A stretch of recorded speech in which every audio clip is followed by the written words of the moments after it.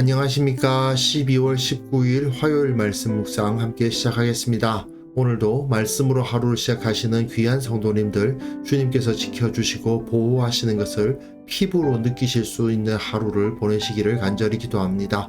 오늘 본문은 에스라서 9장입니다. 1절에서부터 15절까지 전체를 다 묵상하고요. 오늘 본문을 통해서 에스라의 탄식과 기도를 볼 수 있는데요. 우리가 가지고 있는, 그리고 이 세상의 인류가 가지고 있는 죄악의 뿌리라는 것에 대해서 한번 생각해 보았으면 좋겠습니다. 그럼 먼저 말씀 보시고 계속해서 묵상 이어나가도록 하겠습니다. 2일 후에 방백들이 내게 나와 이르되, 이스라엘 백성과 제사장들과 레위 사람들이 이 땅 백성들에게서 떠나지 아니하고 가나안 사람들과 헷 사람들과 브리스 사람들과 여부스 사람들과 암몬 사람들과 모압 사람들과 애국 사람들과 아모리 사람들의 가증한 일을 행하여 그들의 딸을 맞이하여 아내와 며느리로 삼아 거룩한 자손이 그 지방 사람들과 서로 섞이게 하는데 방백들과 고관들이 이 죄에 더욱 으뜸이 되었다 하는지라. 내가 이 일을 듣고 속옷과 겉옷을 찢고 머리털과 수염을 뜯으며 기가 막혀 앉으니, 이에 이스라엘의 하나님의 말씀으로 말미암아 떠는 자가 사로잡혔던 이 사람들의 죄 때문에 다 내게로 모여오더라. 내가 저녁 제사 드릴 때까지 기가 막혀 앉았더니 저녁 제사를 드릴 때에 내가 근심 중에 일어나서 속옷과 겉옷을 찢은 채 무릎을 꿇고 나의 하나님 여호와를 향하여 손을 들고 말하기를, 나의 하나님이여, 내가 부끄럽고 낯이 뜨거워서 감히 나의 하나님을 향하여 얼굴을 들지 못하오니, 이는 우리 죄악이 많아 정수리에 넘치고 우리 허물이 커서 하늘에 미침이니이다. 우리 조상들의 때로부터 오늘까지 우리의 죄가 심하매 우리의 죄악으로 말미암아 우리와 우리 왕들과 우리 제사장들을 여러 나라 왕들의 손에 넘기사 칼에 죽으며 사로잡히며 노략을 당하며 얼굴을 부끄럽게 하심이 오늘날과 같으니이다. 이제 우리 하나님 여호와께서 우리에게 잠시 동안 은혜를 베푸사 얼마를 남겨두어 피하게 하신 우리를 그 거룩한 처소에 박힌 못과 같게 하시고, 우리 하나님이 우리 눈을 밝히사 우리가 종로로 타는 중에서 조금 소생하게 하셨나이다. 우리가 비록 노예가 되어 싸우나 우리 하나님이 우리를 그 종살이하는 중에 버려두지 아니하시고 바사 왕들 앞에서 우리가 불쌍히 여김을 입고 소생하여 우리 하나님의 성전을 세우게 하시며 그 무너진 것을 수리하게 하시며 유다와 예루살렘에서 우리에게 울타리를 주셨나이다. 우리 하나님이여, 이렇게 하신 후에도 우리가 죄의 계명을 저버려 싸우니 이제 무슨 말씀을 하오리이까? 전에 주께서 주의 종 선지자들에게 명령하여 이르시되, 너희가 가서 얻으려 하는 땅은 더러운 땅이니 이는 이방 백성들이 더럽고 가증한 일을 행하여 이 끝에서 저 끝까지 그 더러움으로 채웠습니다. 그런즉 너희 여자들을 그들의 아들들에게 주지 말고 그들의 딸들을 너희 아들들을 위하여 데려오지 말며 그들을 위하여 평화와 행복을 영원히 구하지 말라.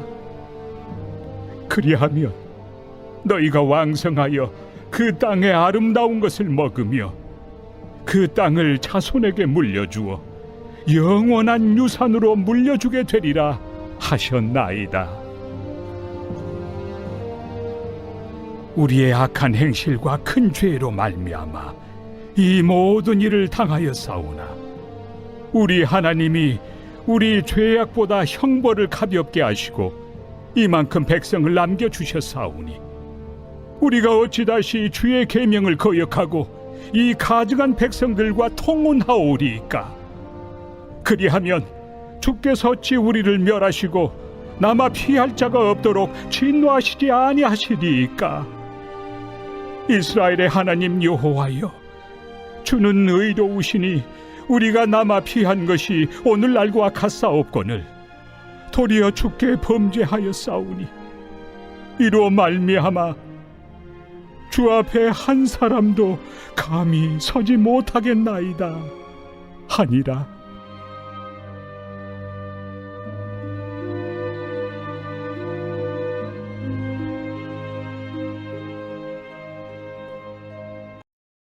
예, 우리는 지금 에스라서의 두 번째 부분 그리고 반작용을 보고 있죠.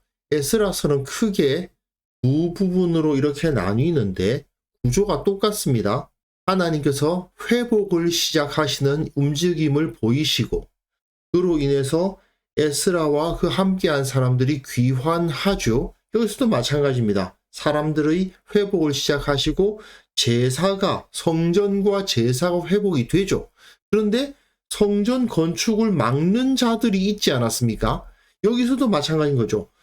에스라가 귀환해서 말씀의 공동체, 율법의 공동체를 세우고 싶어 하는데 문제는 유다 공동체에 심각한 죄악이 있는 겁니다. 어떤 죄악입니까? 이방 족속과 섞여 있어요. 이것은 율법을 지키는 자들에게는 상상할 수 없는 일이죠. 그렇기 때문에 에스라가 이렇게 탄식하며 기도하고 있는 것을 볼 수가 있습니다. 우리는 에스라가 458년에 귀환한 2차 귀환자라는 사실을 잊어서는 안 됩니다. 1차 귀환은 538년에 이루어졌습니다. 거의 80년 차이가 나요. 이 80년 동안에 예루살렘에 모여 있었던 사람이 특별하게 강력한 영적 리더십을 가진 사람에 의해서 이끌어지지 못하고, 그리고 제가 2장을 묵상하면서 잠깐 언급한 적이 있었는데요. 1차 귀환자들이 숫자를 세어보면 남초 현상이 굉장히 심했던 공동체입니다. 그러다 보니까 이방 여인들을 받아들여서 결혼하는 것이 그냥 받아들여졌던 것이 아닌가 하는 짐작도 가능한 상황이었던 거죠. 그렇게 80년 세월이 지나니까 어떤 일이 벌어졌느냐? 방백들이 내게 나와 이르되, 어제 본문에서 에스라가 모든 예물을 다 바치고 큰 제사도 드리고 너무나도 기쁘게 하나님께 영광을 돌렸는데, 방백들이 나와서 말하기를 이스라엘 백성과 제사장들과 레위 사람들이 이 땅 백성들에게서, 이 땅 백성들이란 말은 이방 족속들을 말하는 거죠. 떠나지 않았다. 가나안과 헷과 브리스, 여부스, 암몬, 모압, 애굽, 아모리, 이건 모두 다 그 주위에 존재했던 가나안 족속과 이방 족속들이죠. 그들이 가지고 있는 가증한 일을 행하고 있어서 가장 큰 문제가 뭐냐? 딸을 맞이하여 아내와 며느리로 삼았다. 거룩한 자손이 그 지방 사람들과 서로 섞이게 했다. 더 큰 문제는 방백들과 고관들이 이 죄에 더욱 으뜸이 되었다. 높은 사람들이, 지위를 가진 사람들이 그 죄를 더 많이 짓더라 이겁니다. 아무래도 이때나 지금이나 자녀들에게 영향력을 많이 끼치는 이는 아버지보다 어머니입니다. 그런데 그 어머니가 신앙이 없어요. 그러니 그 후손들이 정말 신앙의 후손들이 설 수 있겠느냐의 문제가 생기는 거죠. 에스라의 반응을 보십시오. 내가 이 일을 듣고 속옷과 겉옷을 찢고 머리털과 수염을 뜯으며 기가 막혀 앉았다. 예루살렘의 영적인 수준이 이렇게 비참했다는 것을 알게 되니까 거기서 정말 기가 막힐 수밖에 없었던 것입니다. 어떻게 이런 일이 있을 수 있는가 하고 탄식을 하는데, 그래도 거기에 소망이 있었던 것은 이스라엘 하나님의 말씀으로 말미암아 떠는 자가 사로잡혔던 이 사람들의 죄 때문에 다 내게로 모여오더라. 말씀으로 말미암아 떠는 자들이 있었습니다. 지금 뭔가 우리가 잘못되어 있다. 이건 분명히 우리가 죄를 짓고 있는 것이다 라는 것을 인식하고 있었던 사람이 있었는데, 에스라가 이곳에 총독이자 가르치는 자이자 제사장으로서 부임한 거 아닙니까? 이 권세자가 와서 그 상황을 보니 기가 막히는 거죠. 그러니까 하나님의 말씀으로 말미암아 떠는 자들이 모여오더라. 에스라는 저녁 제사를 드리는데 상번제가 드려지고 있죠. 아침과 저녁으로 제사를 드리는데 근심 중에 일어나서 속옷과 겉옷을 찢은 채로 무릎을 꿇고 나의 하나님 여호와를 향하여 손을 들고 기도하기 시작합니다. 나의 하나님이여, 부끄럽고 낯이 뜨거워서 감히 나의 하나님을 향하여 얼굴을 들지 못하오니 이는 우리 죄악이 많아 정수리에 넘치고 우리 허물이 커서 하늘에 미칩니다. 우리 죄악이 우리 몸에 가득 차가지고 정수리에서 넘쳐요. 그뿐만 아니라 얼마나 잘못을 많이 했으면 하늘까지 그것이 닿을 정도다라고 표현하면서 우리가 심각한 죄를 저지르고 있음을 고백하고 있습니다. 우리 조상들이 때로부터 오늘까지 우리 죄가 심함에 우리의 죄악으로 말미암아 우리가 우리 왕들과 우리 제사장들을 여러 나라 왕들의 손에 넘기사 칼에 죽으며 사로잡히며 노략을 당하며 얼굴을 부끄럽게 하심이 오늘날과 같으니이다. 바벨론에 의해서 유다가 멸망하고 솔로몬이 지었던 그 성전이 파괴되었던 것이 무엇 때문이었던가를 떠올리게 하는 거죠. 죄 때문이었습니다. 죄가 너무 심해서 그래서 왕들과 제사장들을 여러 나라의 왕들의 손에 넘겨서 칼에 죽이고 사로잡히고 노략당하고 얼굴을 부끄럽게 하시지 않았느냐. 그 역사를 잊었느냐라고 말하고 있는 거죠. 이렇게 매를 맞고 교훈을 얻었음에도 불구하고 또 잊어먹고 죄를 짓고 있습니다 라고 고백하고 있는 것입니다. 이제 우리 하나님 여호와께서 우리에게 잠시 동안 은혜를 베풀어 주셨다. 잠깐 은혜를 베풀어 주셨다. 지금은 우리가 완전히 망해가지고 끝나야 되는데 다행히 잠깐의 은혜를 주셔서 얼마를 남겨두어 피하게 하신 우리를 그 거룩한 처소에 박힌 못과 같이 하셨다. 거룩한 처소에 박힌 못과 같다는 뜻은요, 사실은 제대로 있는 존재가 아닌 겁니다. 저건 저기에 박혀 있어야 되는 것이 아닌데 하면서 저거 빼내야 되는데 하는 느낌이 드는 거죠. 그런데 못 하나가 잘못된 곳에 박혀 있는 것을 보고는 저거 빼내야 되겠다 생각하다가도 좀 또 다른 급한 일이 있으면 다른 거 하다가 까먹고 또 지나가고 저거 뭐지 하고 그냥 지나가고 이런 일이 벌어지지 않습니까? 그 못을 빼내 버려야 마땅하지만 그냥 박혀 있는 대로 내버려 두는 그런 상태를 떠올리게 하는 거죠. 우리가 하나님의 처소에 있을 자격이 없는데 당연히 뽑혀서 내버려져야 될 것 같은데 어쩌다가 운 좋게 그냥 살아남아 있다, 붙어 있다, 이런 표현입니다. 우리 하나님이 우리 눈을 밝히사 우리가 종노릇 하는 중에서 조금 소생하게 하셨나이다. 그래도 주님께서 우리에게 은혜를 베풀어 주셔서 그 못 뽑지 않으시고 내버려 두셔서 종노릇은 하고 있지만 지금 누구의 종입니까? 페르시아의 종이죠. 하지만 소생하게 하셨죠. 우리가 비록 노예가 되었사오나 페르시아의 노예임엔 틀림이 없지만 종살이 하는 중에 버려두지 않으시고 바벨론의 통치 아래에 있었다면 계속 종살이만 하고 있었겠죠. 하지만 페르시아의 왕들이 바벨론을 이기게 하셔서 우리가 불쌍히 여김을 얻고 소생하여 성전을 세우게 하셨다.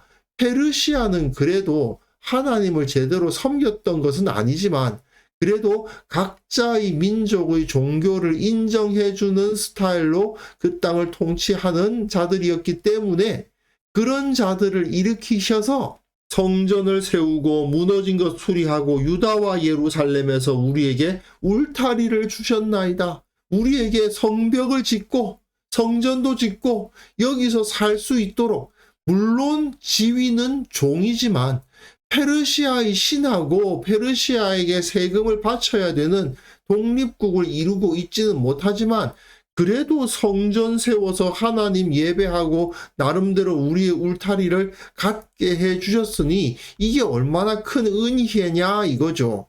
그런데도 우리가 주의 계명을 저버렸사오니 우리가 할 말이 없습니다.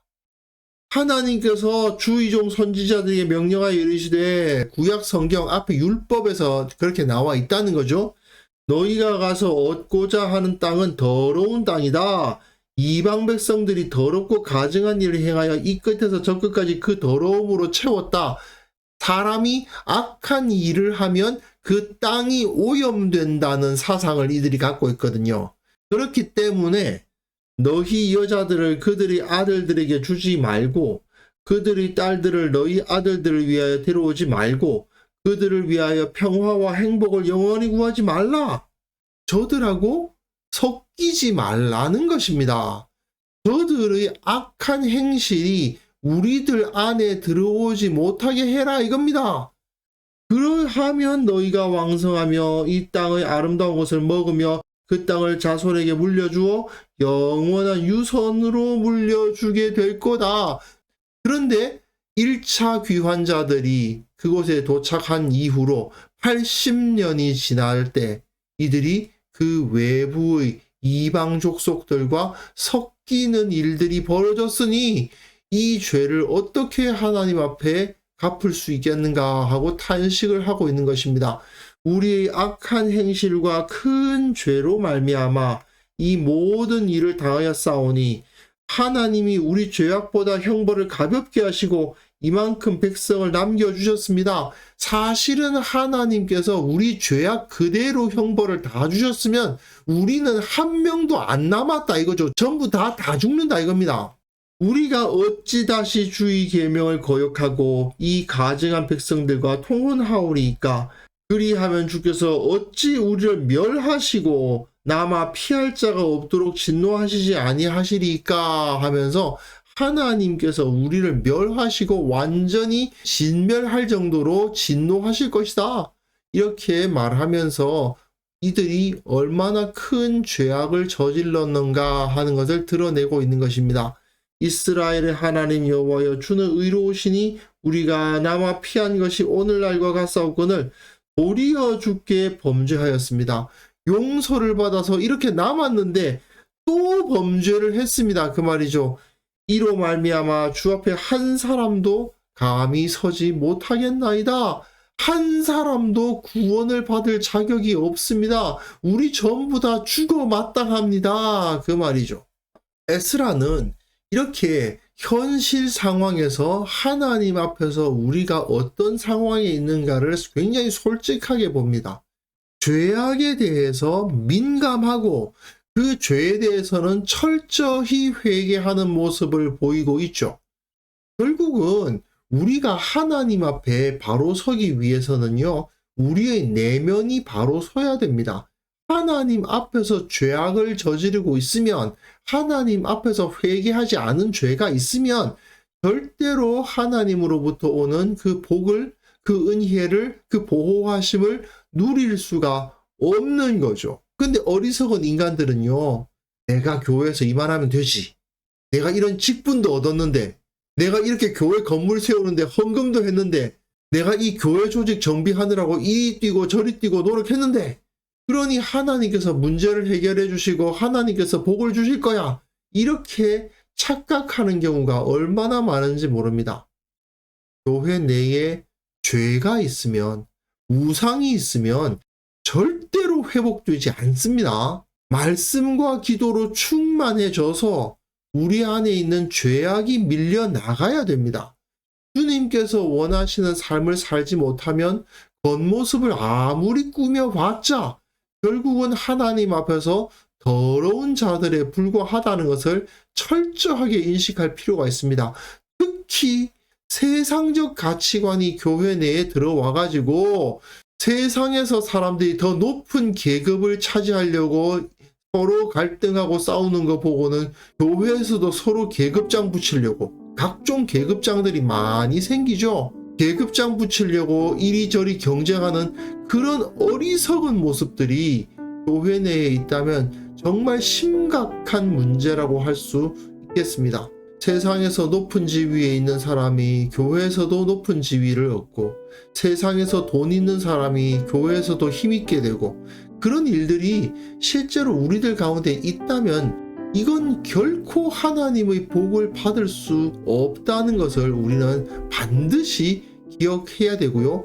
혹시라도 우리 가운데 그런 모습이 있다면 반드시 바로 잡아야만 됩니다. 그래서 이 시간 함께 기도하실 때에는요, 매 순간 죄에 대한 민감성을 가지게 하여 주시고 주님 앞에 거룩하게 서게 하옵소서. 죄악을 씻어버리고 단호히 쳐내고 회개하는 자가 되게 하여 주옵소서. 이 나라의 교회와 사회의 죄악을 슬퍼하고 주님 앞에 깨어 있어서 회개하는 성도들을 세워 주옵소서. 함께 기도하는 시간 가졌으면 합니다.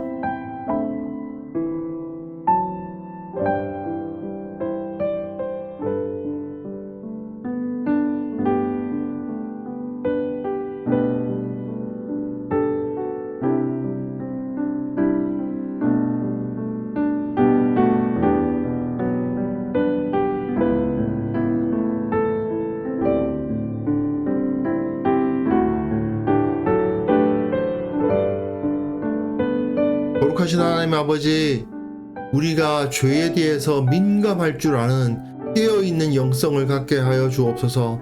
나 자신이 주님 앞에 거룩해야 된다는 것을 늘 기억하면서 죄임을 알면서도 그 죄에서 벗어나지 못하는 어리석은 모습 결코 갖지 않도록 주여 지켜주시기를 원하옵고 바랍니다. 주님, 이 땅의 교회와 사회에 수많은 죄악들이 있는데 그 죄악을 슬퍼할 줄 알고 그것을 보고 회개할 줄 알고 깨어 있어서 그것을 바로잡으려 하는 성도들이 세워져야만 되겠사오니 주여 우리에게 성령으로 충만케 하시고 말씀으로 우리를 바로잡아 주옵소서. 특별히 원하옵기는 이 땅의 모든 것들, 정치, 경제, 사회, 문화 모든 영역에 속한 자들이 거짓되고 부패한 부분을 가지고 있음에도 불구하고 그것을 내어버리지 못하고 끊어내지 못하고 그 안에 주저앉아 있음을 보게 됩니다. 주님, 불쌍히 여겨주시고 저들의 마음을 일깨워 주시고 주님 앞에 나와 회개하게 하시고 정의로운 세상, 공의가 다스리는 세상을 만들어 주옵소서. 아버지, 오늘 하루 우리가 주님을 의식하며 살아가기를 원합니다. 내 삶 가운데 죄악이 없는지 부끄러움이 없는지 살필 수 있는 하루를 살아가게 하시고 혹 주님 앞에 부끄러운 부분이 있다면 내어놓고 회개하고 용서함을 받는 시간 만들어 주옵소서. 우리가 주님 앞에 더욱더 깨어 있을 수 있도록 주께서 은혜를 베풀어 주시기를 원하오며 예수님의 이름으로 기도합니다. 아멘.